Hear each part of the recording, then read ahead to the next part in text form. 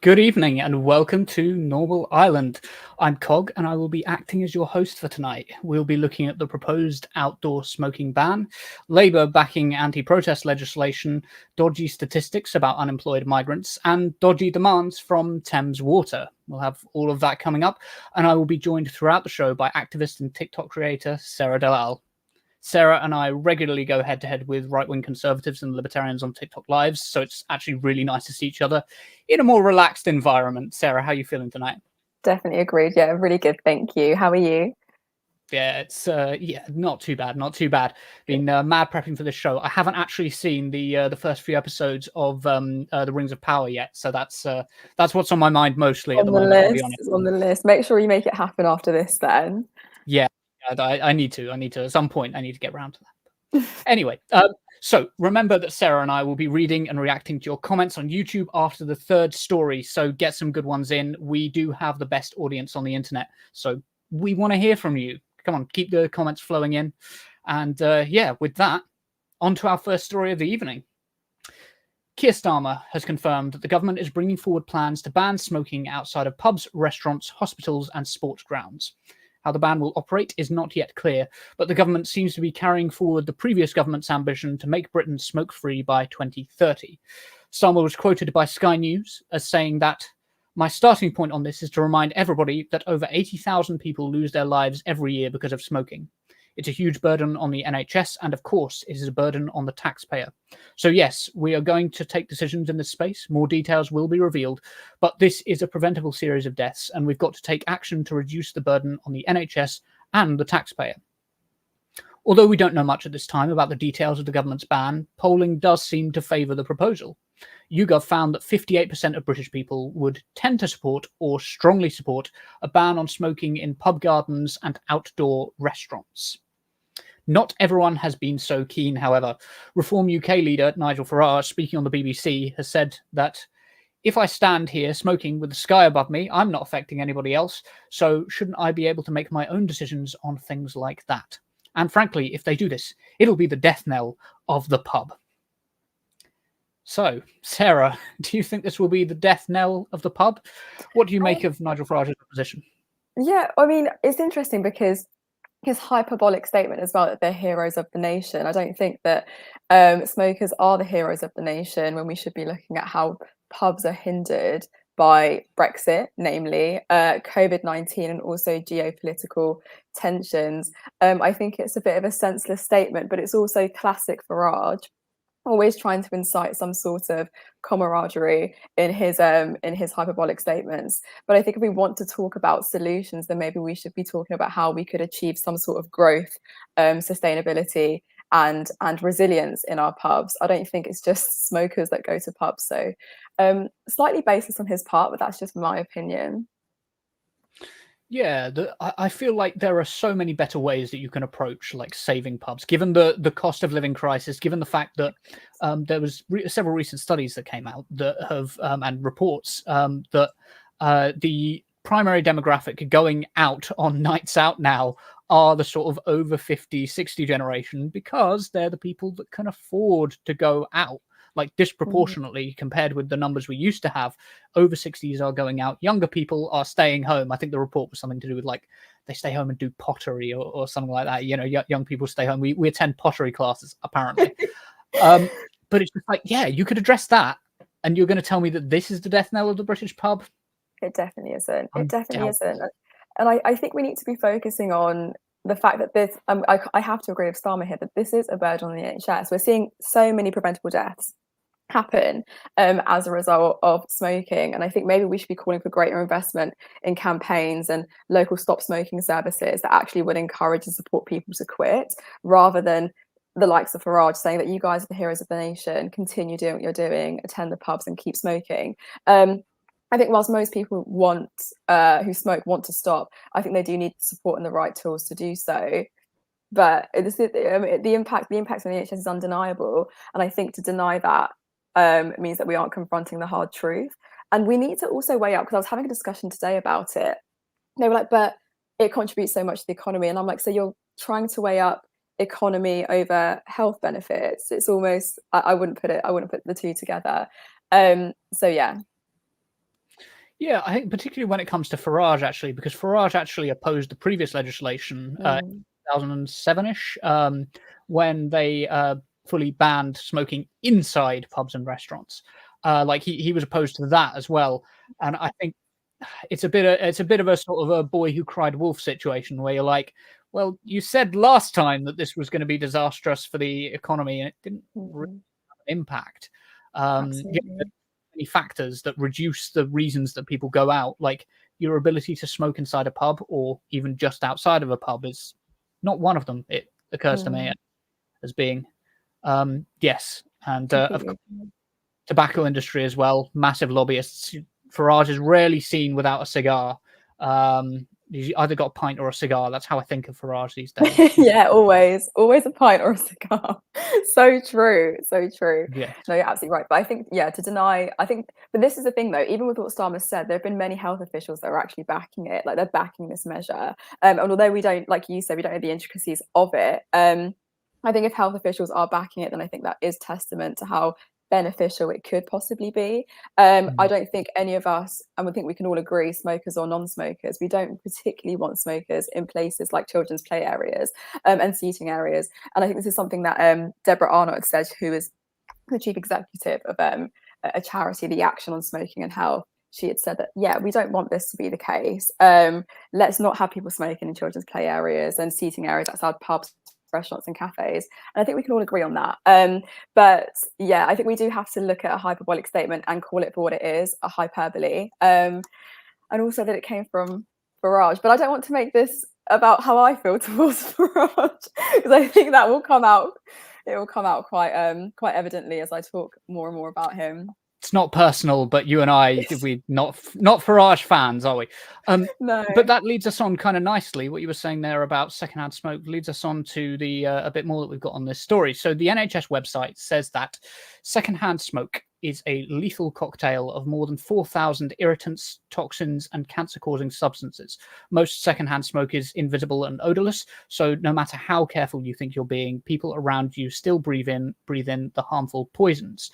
And I think that's one of the things that's got to be primarily understood about this story. It's not a story about first-hand smoke. It is a story about secondhand smoke. So could it be that this is social policy designed to reduce harm to the public and the cost on the NHS?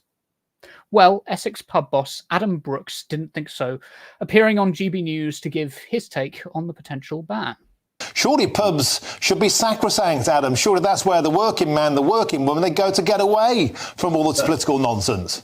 Martin, the metropolitan elite are showing their true colours again, trying to tell us, common folk, us oiks, how to live our lives. Again, I've never smoked myself, don't like it, but for someone to smoke outside is not affecting anybody else's health. Let's get that straight.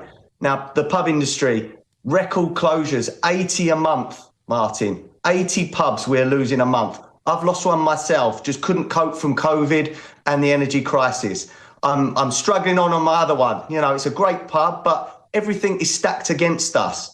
But we fight on. The Great British Pub is our heritage. It's the nation's front room. You know, we're not saying people can smoke in our bars. No, that would be wrong. And we know that now. But in our beer gardens, this is authoritarian creep, Martin. And, you know, this Labour government in 50 odd days, it just astounds me. I mean, they are a nightmare. It's like a communist party that's just got in. Ah, the communists. I knew it was the communists. Even when it was the Bears, I knew it was them. As we all know, communism is when the government does stuff, particularly stuff that might be good for the public. So, Sarah, how are we going to respond to Sir Keir Stalin and this dastardly plot to turn us into the next USSR? Not two-tier Keir. Yeah, two-tier coming at it again, isn't he? I don't know. This is the thing. I think we have to look at the facts. I think people are looking at this through such an emotive lens, and it is emotive for the very reason that ending smoking, and this happened actually, I think this was released by Cancer Research, that ending smoking could actually free up 75,000 GP appointments each month. And these are the very same people who do complain about the waiting times and how long it takes to contact the GPs, when they can get an appointment, etc., etc. So if this plan was to actually take place, then maybe we would see a huge reduction, a huge mass reduction in the number of people smoking. And I don't know. Like a two-ticket at it again with his communist ideals. What a reach! A bit of a reach. I'm not gonna lie. I do find it a little bit ironic as well that this guy's name, of course, is is Adam Brooks. And it's so close to Adam Brooks, as in the hospital in Cambridge, that the fact he's putting out this kind of anti-health message is it's perfect. It's amazing. You couldn't make up these. Like there was I think there was somebody else who was opposing it, or I think there was one of the latest stories. Somebody who was, I think he might have been a water boss. He was called Mr. Kill. I love it when they have these like ironic names. It's the best. No, yeah, acronyms at its finest, honestly, and I'm here for it. I'm not focusing on the substance here, though. Sorry. So we talked about like the possible causes of pub closures and alternative causes of pub closures, but I do want to be a bit skeptical of what Keir Starmer's saying as well, because I would argue that he is focusing on the wrong burden. Like I would say that private sector profiteering is a bigger problem right now with the NHS, and also the cuts done over the last 14 years. They're a bigger problem for the NHS right now. The private sector nurses regularly get hired on, and it costs the NHS £60 an hour because, of course, you're paying for a private company to pay their shareholders, and you're paying for the labour of the nurse as well. It's just like there's so many things that he could be dealing with. Completely agree with you, and I think I was speaking about this yesterday actually. That maybe are we focusing on the wrong issues here, and are we not looking at the bigger picture? Because I think privatisation does offer a bigger threat to our businesses in the UK, in England and Wales even. So absolutely, completely agree with you. So maybe there needs to be a bigger conversation around that, but I don't know if that will happen through Starmer. Maybe one day, who knows? I think he will, but fingers crossed. Yeah, I'm keeping everything crossed for that one. Yeah, I'm yeah. But I also wanted to touch on, see, when it comes to this, I'm sort of 50-50. It depends on the details, because I think it would be reasonable to say every pub has to have an area, especially directly outside the door. You can't have your smoking area. You have to have it like, round the side or something like that. I think that's a good kind of balance to strike. I would be opposed to this policy if it meant that like anywhere near a pub, you just can't smoke. I think there does need to be like a dedicated area where people can still go to smoke. But until we know the details, it's kind of like a bit difficult. It's a great. I think we don't know the intricacies just yet. I think until there is clarity around it, then we can have, I think, quite nuanced discussions about it. But I think we're all kind of like speculating slightly, like what is it going to look like, and how is it going to be? Is it going to be tangible in action? Like who knows? Because I think everyone now at the moment has gone, oh well, if we can't smoke at pubs, then we're not going to be attending, and it's like, well, we don't actually know what's going to happen with this proposition that Starmer's made. So I think it is a waiting game. It hasn't stopped the Essex pub landlords from declaring that this is communism, though. I just couldn't. What's a reach? What a reach! I knew it was going to be something like that. I looked for the GB News clip because I knew there was going to be one. I knew there was going to be a GB News clip of somebody calling it communism. That was always going to be the story of it. Agreed. But yes, I think with that, we can go on to our next story. Labour has once again decided that the Tories had it right, this time about those pesky protesters. Perhaps deciding that anti-protest legislation could come in handy for their government, Yvette Cooper agreed to back anti-protest legislation in the High Court. Legislation allows this legislation allows police to shut down protest which causes more than a minor disturbance, which is in effect any protest they don't like. So the Independent reports.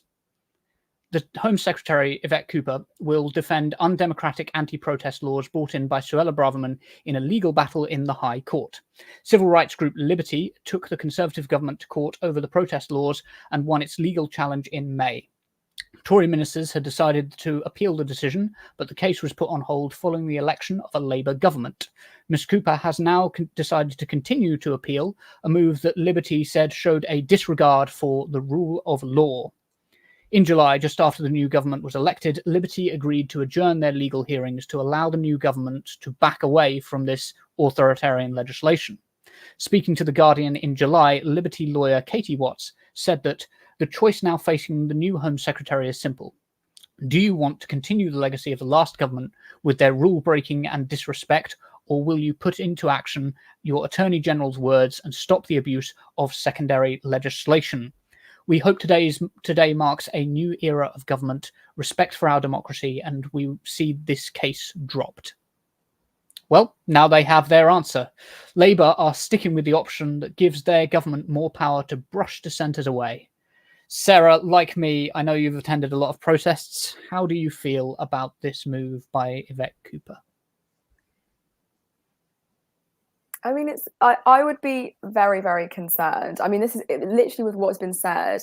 Could this actually be them trying to continue a past legacy with a government that we felt like didn't serve us? 14 years of austerity and 14 years where we felt like we lacked a bit of agency.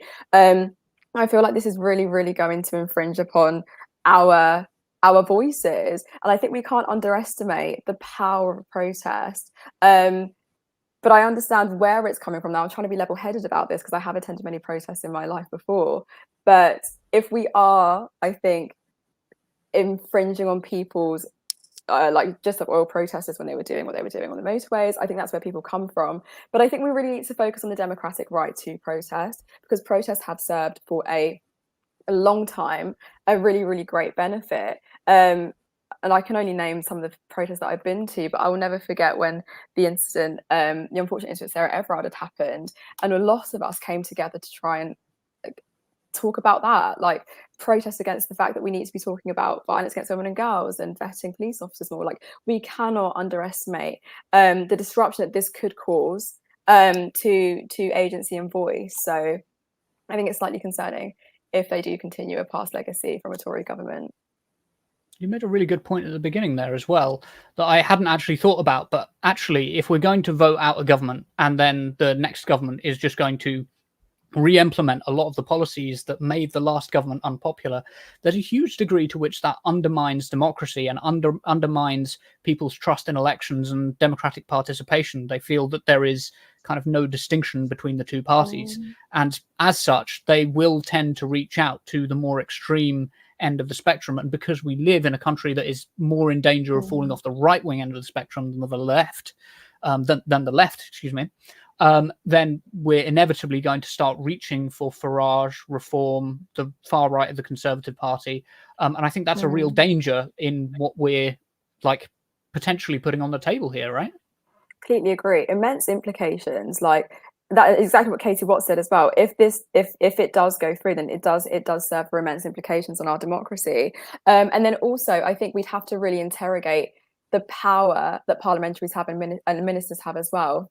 Will we actually be able to have any sort of voice when it comes to discussing or speaking out about things that are directly impacting us? Probably not. If there's an undeniable amount of power that the ministers hold. So I don't know if this will go forward, but I mean, like I said earlier, one can only hope. There has to be some sort of resolution, I think, in this case. And I think historically, I think this is where history matters. We have to look at historical legacies, how protests have been very, very impactful, very, very useful, and the purposes that they've served that have been, I think, beneficial to our infrastructure and our society and our culture in Britain. And does it actually go against our British values, which people like to bang on about all the time, this whole idea of like rule of law and democracy? Does it completely go against that? And I would argue that it probably does. There are many things that I think as a nation we are unhappy about. And if we don't protest and if we don't cause a slight bit of disruption, then our voices probably do not get heard. So, yeah. Yeah, on a kind of personal level, I don't know how you're feeling, but I do hesitate when I think about going to protest now. It doesn't fully stop me, but I am a little bit more hesitant when I think about going to a protest, particularly something big in London. If I'm thinking about going to something like that, I am a little bit more hesitant because, I mean, those Just Stop Oil protesters, I know they were planning quite a disruptive style of protest, but disruptive is the name of the game with protest, right? That's why this legislation is so harmful, because anything above a minimum level of disruption is what is being penalized here. And if you're protesting, that is above a minimum level of disruption. And those Just Stop Oil protesters got 5 years in prison just for planning one. They didn't even do it. It was just on a Zoom call. So concerning. That actually did frighten me. And I speak about this so often because when I think about the weight of their sentencing in comparison to sentences that do deserve a little bit more time, I'm like, there's clearly something wrong going on here. People do have a democratic right to voice their opinions, but maybe there should be levels to this, and this is something I do question quite often. Are there levels to a protest that need to be considered?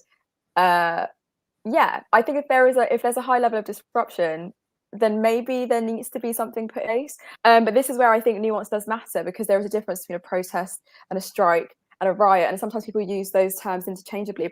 But protests and strikes and walkouts are actually very, very effective ways to demonstrate a cause.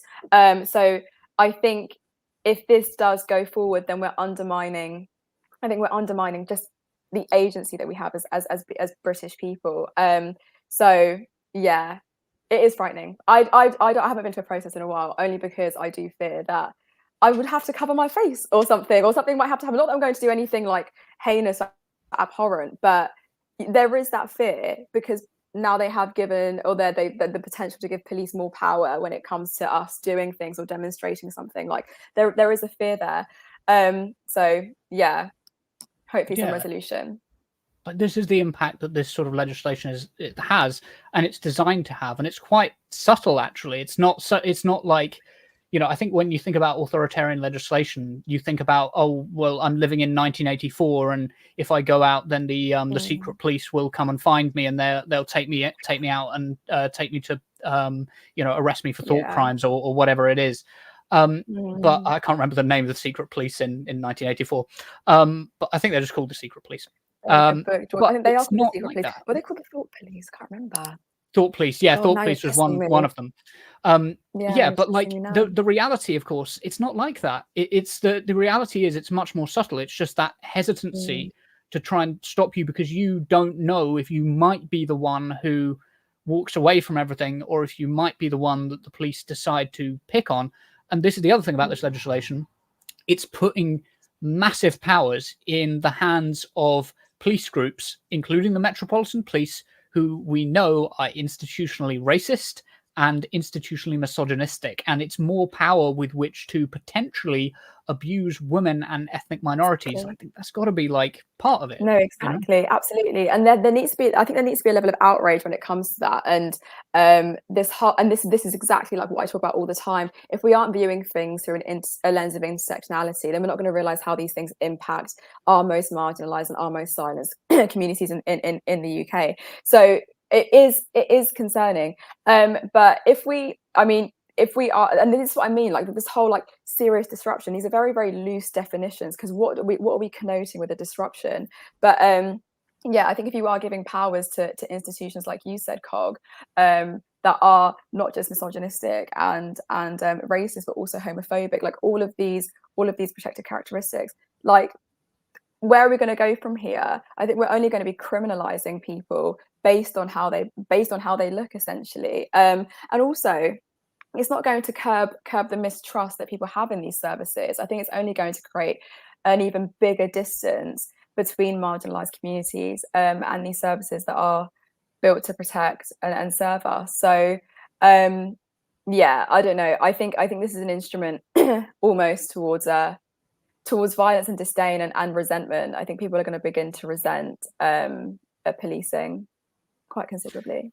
Yeah, I mean, what was the phrase? It was for a while there was that advice that was given out that was like, oh, you should flag down a bus because you can't trust the police. The most insane disconnect between the British public and the police, who are supposed to be the people who are there to protect us, to make us feel safe. And for so many in this country, particularly, as you say, particularly for the LGBT community, particularly for ethnic minorities, and particularly for women, they're just not doing that. They're just not doing that. And it's remarkable in debates, actually. It's remarkable, isn't it? The difference that you see with white men's relationship to the police when they come into these debate spaces that we host. Absolutely. They've got a very different attitude to the police compared with I mean, the difference is more pronounced in America, of course, but I think Very true. that, I mean, right? I've noticed a bit of a shift as well, though. I think they feel, and this happened a lot with the riots that happened. I know this is actually going a bit off topic, but a lot of them felt like the policing started venturing in some two-tier policing, etc., etc. And I was like, two-tier policing has existed, if we want to go with that term, for a very long time against marginalised communities, and now you feel like you're being, I guess, alienated because you are causing a riot, and it's not a protest, it's a riot. So there was, I think, there's a lack, I think, of empathy and humanity when it comes to people now throwing out this term two-tier policing, when it's been happening to marginalised communities for as long as they can remember. The whole adultification of young Black and brown boys particularly, and just the criminalisation of people of colour, to use that term, an umbrella term. But I think there is, I don't know, a bit of a disconnect there, a huge disconnect. And I've noticed it in these debates that we host sometimes. It's a shame that they view the police in this way now, because we've been talking about it for a really long time. I think the attitudes towards them, I think, will only serve to get worse if this actually goes forward. Yeah, on the two-tier policing system, of course, the far right will always view their enemies as both incredibly strong and too weak to be able to operate, and I think that's where that sort of modus operandi exists, because they're also conquerors, but they're also constant victims as a result of their enemies being both strong and weak. Absolutely. So well said. You're absolutely right. No, completely agree. And I can't even add to that because that was so brilliantly said. It's so true. And it's not what I thought about. Absolutely. I think too much about these sorts of things. One more thing before we go on, though. On the climate crisis, I think it was about 2014, Obama described this as the perfect problem because it's just slow enough that we don't have any urgency in order to react to it, but it's fast enough that it's going to catch up before our institutions can reasonably deal with it. Do you think there's also an angle here where Starmer's order politics is like careering us towards disaster because limiting the ability of people to criticize the government at a time like this? Like, I think there's definitely a climate angle, right? Completely agree with you. And it actually inadvertently creates a bit of a power imbalance, because if he is going to go forward with that sort of stuff, then again, our voices against those in power are almost diminished and silenced. So this is where we do need to start questioning their power and also their intentions behind going through with certain policies or legislations or bills that they want to put forward. But also, are we going to start venturing into a bit of a denial about the seriousness of certain happening in our world and how it's impacting us on a daily basis? And that is a huge fear. I think in that way people will start, the conspiracies will start brewing against the government, and it actually serves no purpose. I don't want the same mistakes and the same atrocities that happened with the Tory government to flourish and thrive and manifest itself with this new Labour government. I think we all kind of are longing for a bit of a change and longing for truth, and confronting those head on, rather than focusing on trying to diminish the right to protest or silencing that in some way or another, or like quoting it under serious disruption and all the rest of it.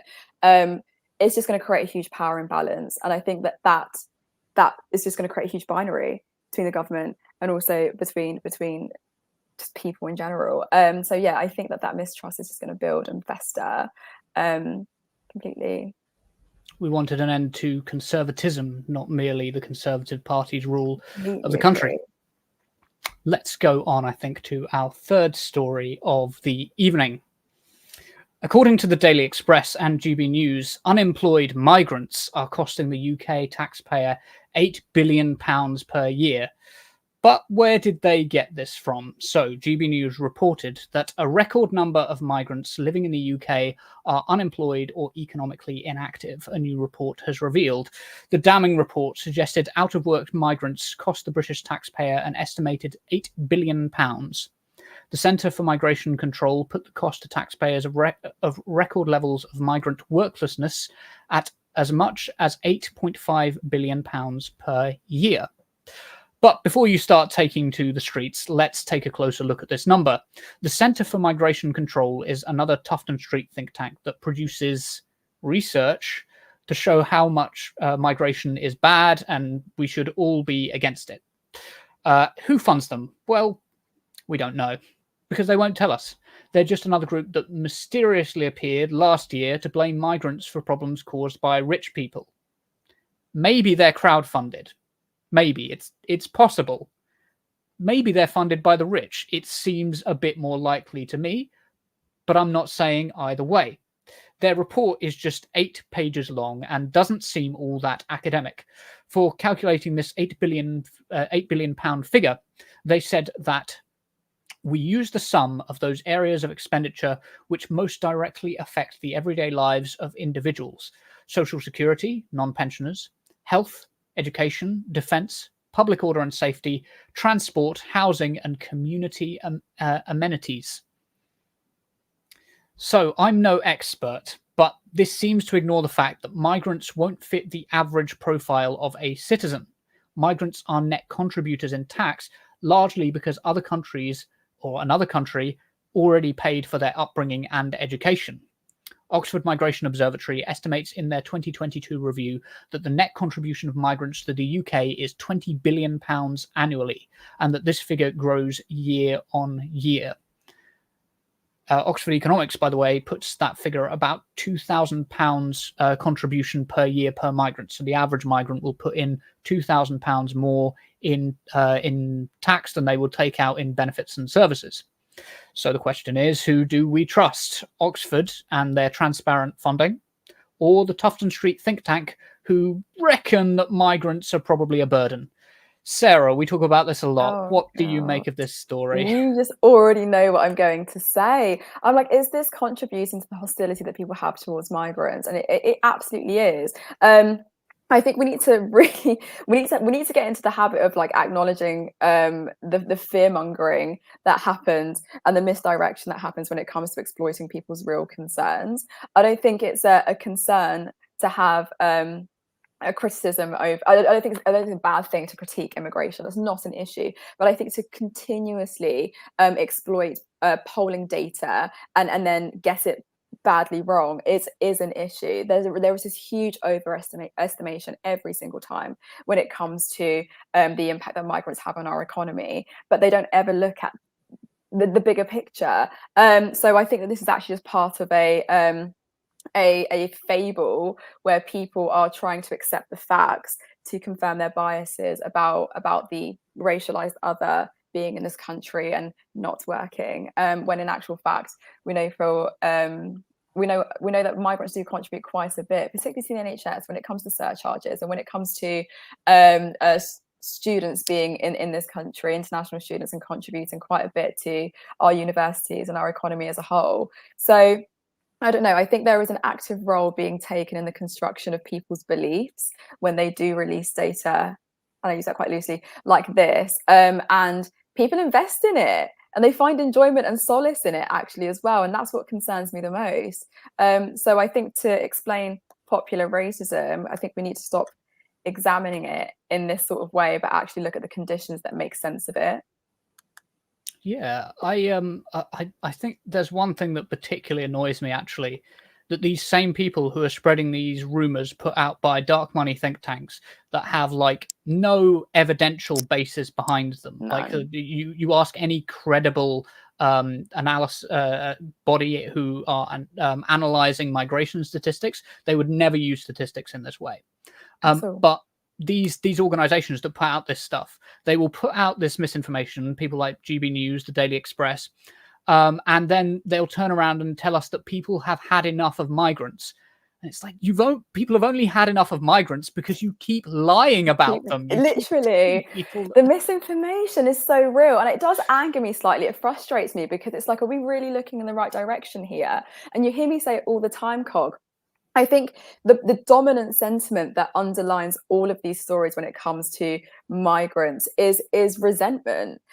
People are convinced that migrants are taking something from them. And I think that social resentment of that kind is integral to the competitive ethos of neoliberalism. So it kind of gives, this, look at this vicious struggle for scarce resources like this, and adds this tremendous paranoia that people are feeling towards quote unquote undeserving people who they seem to think are getting things unfairly. And it adds to that, this whole idea that these not working migrants are taking something from you, do something about it. So that frightens me a lot. So, and I think that development of neoliberalism is inextricable from the politics of Britishness, actually. So if we look at all the papers and the years that have gone by, and the way that they describe migrants as a swarm and that we're bursting at the seams, and it's like, oh my god, we're scared, they're coming in masses, blah blah blah, like what are we going to do?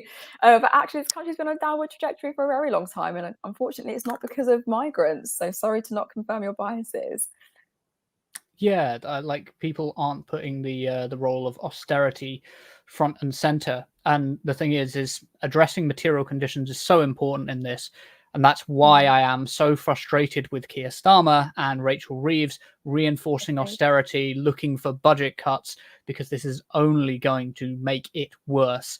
And it's entirely an economic choice. They've chosen to not tax the rich, and instead they've chosen to stoke and underlie exactly the same kind of sentiment. Because although Keir Starmer is not out here saying, well, the Centre for Migration study, that's linked to Nigel Farage and Richard Tice, he's not putting out like that kind of misinformation. But during the election campaign, when he was debating Rishi Sunak, the debate was not, is immigration good or bad for this country? The debate was instantly about, immigration is bad, we need to bring it down.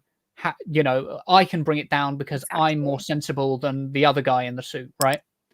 And now what we've got is a situation where Labour are in power, and immigration will continue to go up because that's just going to be the trend of the next sort of 20, 30 years. And we've landed in a situation, that it's going to, it's going to come and shoot him in the foot. Sorry, Sarah, go on. No, completely agree with you. I mean, you always speak so much truth, Cog, and I'm like, yes, it's so true. But it is, and it does frighten me. It frightens me so much because we're seeing Keir Starmer echo the same things that I think a Tory government was doing. And then when I was watching those debates, I was like, you're actually just spewing the rhetoric that you want people to hear, rather than confronting the truth in that immigration does benefit us in so many ways. Let's talk about that, debunk these myths and misconceptions. So opportunities where that could have happened didn't happen, and I'm still seeing yet that these opportunities, they will come up. I do wonder whether he will capitalize on that, and really, I think really target his rhetoric towards those that are equally susceptible to that kind of resentment that they have towards migrants, because we are seeing resentful nationalism kind of on the rise, when we know for a fact that working and middle classes have been on a downward trajectory for quite some time, for decades even. So how are you going to convince those people that their Britain, as they see it, no longer exists, not because of immigration and migrants who aren't working, but actually because of privatization, like you were mentioning earlier, Cog, and deindustrialization, and underinvestment. So I think that needs to be interrogated. And it always occurs to me whenever this comes up that you're never going to out UKIP. You're never going to be the right-wing Conservatives better than the right-wing Conservatives will be. They'll always, Keir Starmer, be willing to be more cruel than you are, be willing to be more vindictive than you are. And if you push the dial further right, they will just continue to push it right. Literally. So true. So true. If you have anything more to add on this, other than that, we'll go on to our next story. Is that right? No, I think that'll be it. Yeah, let's go on to the next story. Brilliant. So we could rant all day about that, and someday we will. But before we go on to our final story, actually, here's a quick message about how you can help support Turn Left. If you like what we do here at Turn Left Media, please do consider helping us out. There are 5 of us currently working on these productions now, and it's all still voluntary. We need your help to realise our vision for Turn Left, so how can you help? Well, this can either be through Patreon, where you can subscribe for £3 or £5 per month, you've heard it before, or Ko-Fi, where you can make a one-off donation, or through helping us spread our content. You can like and share our content, you can engage with it the traditional way, but if you want to make some money off of us, it's mutually beneficial for us if you take clips of us that you like and put them on TikTok. It's a really unique way to share our content. You can simply download our YouTube videos, take them into a free app like CapCut, slice out the parts you like, change the aspect ratio, zoom it in to suit TikTok, and then you're good to upload that to your TikTok channel. It helps us out massively, but you could also make some money when the TikTok clips you've uploaded do well on TikTok and you get access to the Creator Fund. There's a lot of different and unique ways to help grow Turn Left, and we're grateful to each and every one of you for your contributions. Thank you very much. Just realised in that advert I said unique instead of unique the first time. So now we're going to read through some through some comments. So Curtis, who is working as our producer, will bring up some comments. So the first comment is, I think, from Stephen Calder. I think this Starmer no smoking story is a dead cat story to deflect debate from his government's continuation of austerity policies. That's a good point. Do you think it's just to rile people up? You know what, quite possibly. And this is something I was toying with literally this morning with a friend on the phone. It could literally just be him trying to ruffle a few feathers. And it quite possibly is, because I don't think, like we said earlier, Cog, I don't think he's looking at bigger picture. Is he focusing on this one minute thing so that it serves as a distraction? Oh my God, I sound like a conspiracist. It's like serves as a distraction from the bigger issues here. But my biggest fear with this Labour government is that it will be a continuation of austerity policies. It will be a continuation of what was conservatism and a Tory government that we were so sick and tired of after 14 years. So yeah, I think it could be considered a deflection. Yeah, let's see what other comments we've got, and we'll work through them. Natasha, my two favourite people. I know exactly who that is. Thank you very much.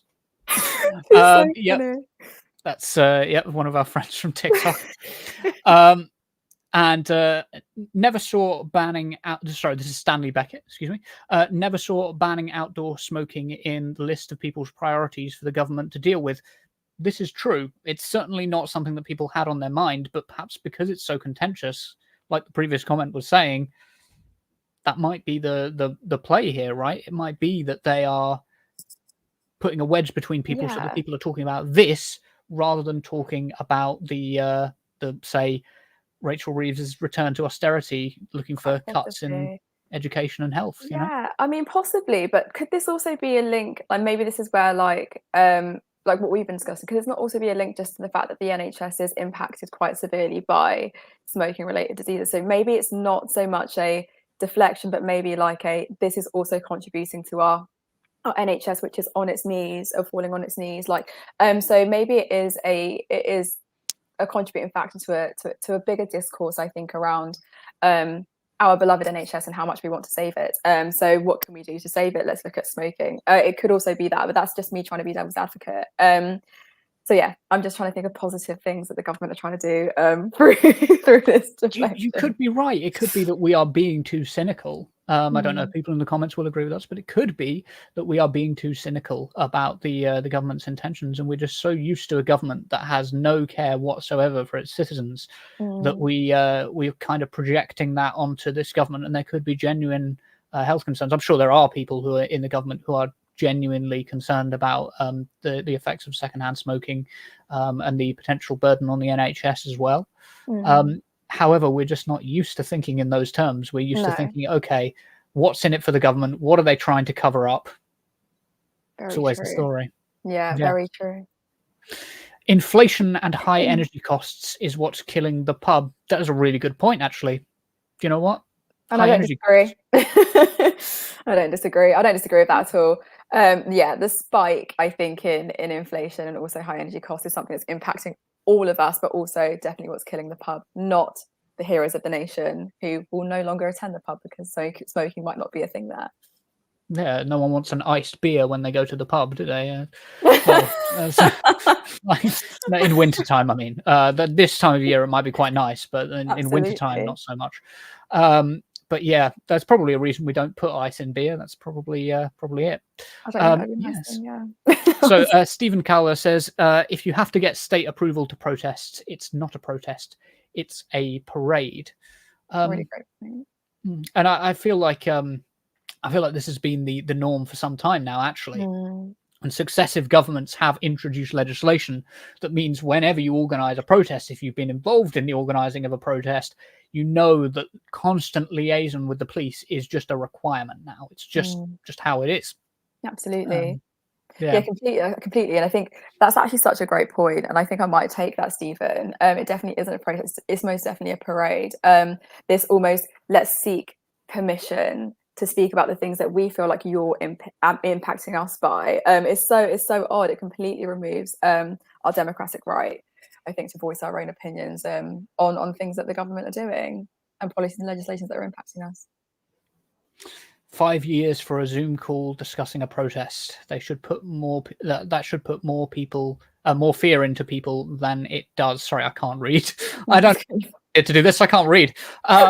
Yes, that should put more fear into people than it does.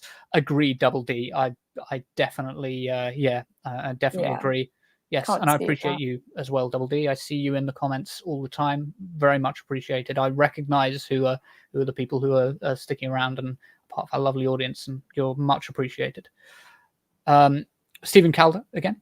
I think this clampdown on civil liberties is linked to the crisis in the West. Biggest decline in living standards, public services, etc. in generations. They are trying to criminalise dissent. I would agree. Yeah, I'm more inclined to agree with that as well. Completely agree with you. It is a crisis in the West actually at the moment, isn't it? Clamping down on civil liberties if this does go forward. And I think it actually kind of diverts from the things that we are passionate about talking about. Like we want living standards to be better. We want poverty to be mitigated, to lessen. But it doesn't seem like that would be the case if they do try to clamp down on our civil liberties. So yeah, completely agree. Stephen's a winner. Great. I think if our entire economy is oriented around profit, sorry Rachel, I will get to you, but if our entire economy is oriented around profit, I think it benefits the people who are in power, because of course those are the people who the profiteers will put in power. People like Keir Starmer, who will avoid taxing the rich and instead tax the cut services for the very poorest. I think that when you set up that dynamic, you are setting up a situation where you're leading yourself towards the climate crisis, and as you lead yourself towards the climate crisis, you're going to need to be able to squash dissent and move it out of the way to continue the system as it is. Rachel says aging societies need migrants for the economy to function. This is another great point, and one Sarah and I have spoken about quite some. Yeah, and I was like, why did I not mention it today? I'm annoyed at myself, but also like Rachel, great point. It's true. We have an aging population. We need migrants more than ever. So true. Yeah, our audience is really on it. Like they bring up the points that we forget to bring up. Yeah, absolutely. That's why I love doing this bit. But with that, we should move on to our final story of the evening. Thames Water has said that it needs to hike water bills by almost 59% over the next 5 years in order to survive. With an increase in sewage leaks into Britain's waterways and underinvestment in maintenance, people are not too happy to take them at their word. To introduce this hike, the UK water regulator Ofwat would have to lift its current 23% cap on bill increases. David Henderson, Chief Executive of Water UK, told the BBC, "If Ofwat doesn't change its proposal, then investors may not stump up the money that we need to maintain the waterways," Mr. Henderson said. "No rational investor is going to put their money into water right now." In March, Thames Water paid out £158 million in dividends to its holding company's investors, with the company itself straining under £15 billion of debt. Sarah, how should we respond to asset stripping like this? Yeah, it's so scary to think that actually.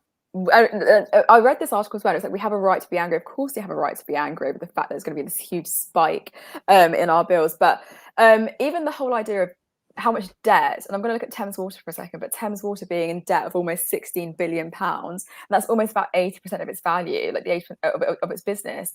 That to me is frightening. So I don't know why we've got a supply like that drowning in debt. And I think there needs to be a criticism over the fact that there are a lot of foreign investors that own half of our water companies, and they kind of strip out the profits of the cost of investing in that sector as a whole. So slightly concerning.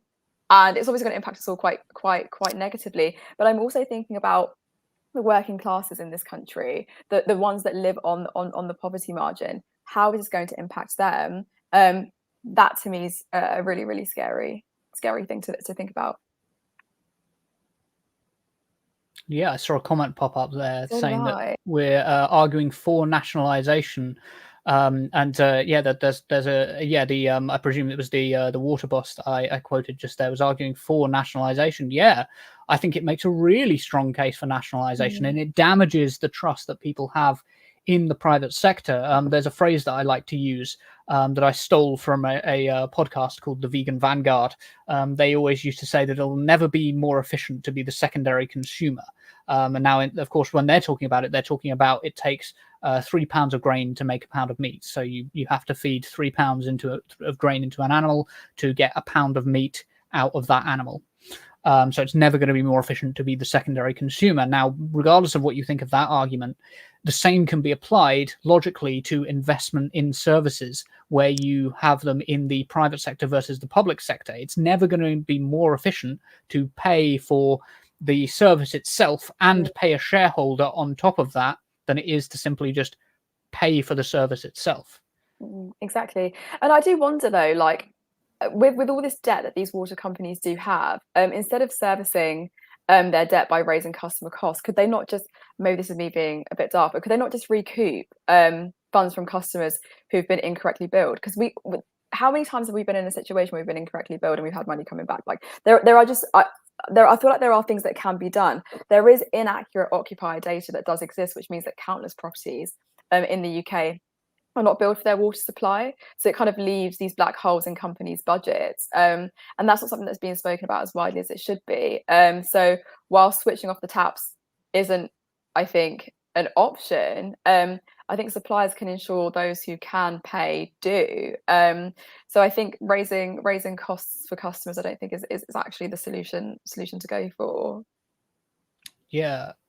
I don't think I trust them to do anything with. I just don't trust them in general now. You've got to bear in mind. So I got a glass of water before we started the show, and like I was thinking that in parts of Devon for a lot of last year, they didn't have drinking water that would come out of their taps. There were parts of Devon, thousands of homes in Devon that you could go to that didn't have fresh water. They didn't have fresh drinking water in the 7th, 8th richest economy on earth. Just frightening. Frightening. So frightening. Yeah.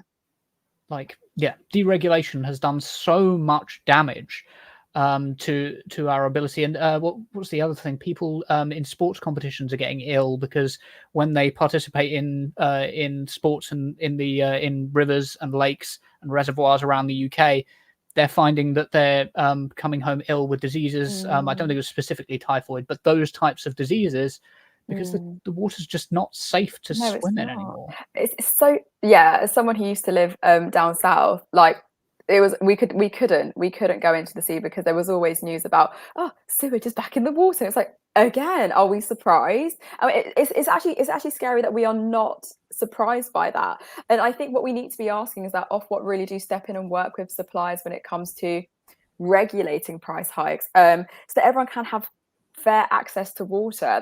I think that's just a fundamental right that we should be having in what is the global north. So yeah, I don't know, very, very scary times, I think. Again, I think we could bring in the angle here that there's also a cost of living perspective to this, right? The reason that people can't afford this kind of increase is partially because the wages just haven't kept up with the kind of bill increases that we're seeing, with the kind of inflation that we're seeing. And when it comes to this story, I think it's clearer than ever that the problems, talking about our previous stories, the problems are not that migrants are causing your bills, your water bills to go up. That's not migrants causing this, right?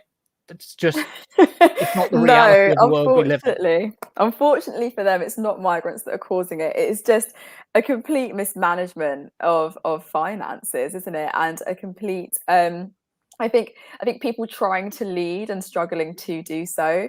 I think if we actually gained a better understanding of who is consuming water and their personal situation, then suppliers might be able to protect our most vulnerable customers and actually recover the rightful revenue that they seem to be missing, to keep price rises to a minimum. That should be their number one concern. And we are living during, at a time that's so difficult for a lot of people. Too many kids on free school meals, too many people, on the poverty line or in that margin. So maybe we need to be having more conversations about how to cut our water bills and save our finances slightly. And it's not as simple as just don't have a bath every day. It will be things like, let's give some proper constructive advice when it comes to getting a water meter, or looking at the freebies that your local water company gives you. But I think we need to be making being proactive in protecting vulnerable customers to these price hikes. I do have one final question for you, actually. Do you think that the Labour government might be too soft on water companies? Because I'm seeing a worrying trend where they're like not being harsh enough on the very richest, the most profiteering from the Tory era, but they've sounded like they might be harsh on water companies, but they've let Ofwat so far get away with this. Maybe they'll respond, maybe they won't. But what do you think?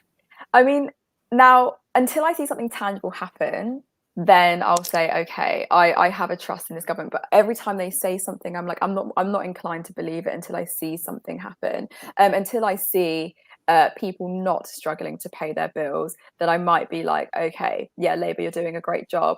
Because everything sounds good on paper, but when it actually is put into action, I find that sometimes profits take the stronghold. So yeah, I want to see Labour doing something about it. Do I have the trust in them that they will? No, not yet. Not yet. I think we're still kind of in this weird stage with Keir Starmer where I feel like he's been trying to get this centre-right rhetoric out so he can get those, or during the elections, to get those voters onto his side. I don't think he's actually got out of that habit just yet. So until he holds the companies that he needs to hold accountable, Ofwat being one of them, like, I don't know what the future will hold for vulnerable customers and people who are struggling to pay their bills with this cost of living crisis. So, yeah. Good stuff. So I think we will call it a night there. So that will be all for tonight. I want to thank everyone who tuned in. I also want to thank Sarah for co-hosting with me tonight. Thank you very much, Sarah. It has been really great having you on for my first show hosting. I have been Cog. You have been absolutely wonderful. Thank you, audience. And we will see you next time. Patreon.com, Turn Left Media. Support independent media. Support social justice that's there on social media. Thank you, Turn Left.